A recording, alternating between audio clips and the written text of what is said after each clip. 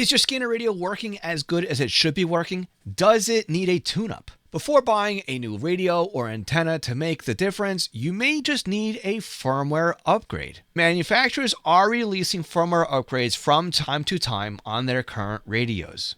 And just recently, Uniden released an upgrade to their SDS series of scanner radios. Hi, I'm Phil Lichtenberger from Scanner School. Welcome to day 21 of our introductory guide to the scanner radio hobby. We're getting close to the end of this journey, but today we are talking about keeping your radio's internal software as sharp as its hardware. The firmware is the operating system inside your scanner radio.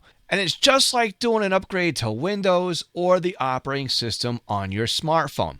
Manufacturers like Uniden and Whistler are tweaking the math that happens inside of your radio to better handle some complex digital signals.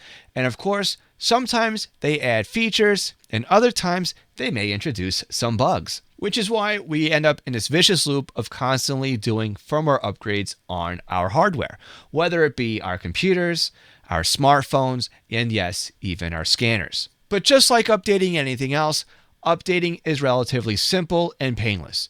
On your scanner radio, you just have to plug it into your PC, and then depending on the scanner radio you have, it depends on what kind of software you have to use.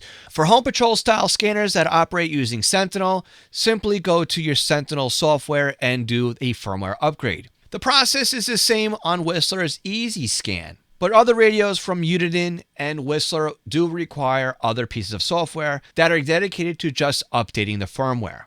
Updating the firmware is basically just running the software, pushing a few buttons, plugging in the scanner to your computer, whether it be over serial or USB, depending on the software. And in a couple of minutes, you have now upgraded the firmware on your scanner radio. And updating the scanner's firmware can be life-changing. Think of the days where we had rebanded systems. This allowed scanner radios to monitor these brand new changes to these trunk radio systems. Prior to a firmware upgrade, your scanner radio could have been a brick. But because of firmware enhancements, this allowed your scanner radio to monitor these rebanded systems. Today, the changes may not be so drastic, but tweaks are still being made to firmware, and upgrading your firmware can make a difference. So let's do a quick check-in. When was the last time you actually plugged your scanner radio to your Windows computer to check for an update?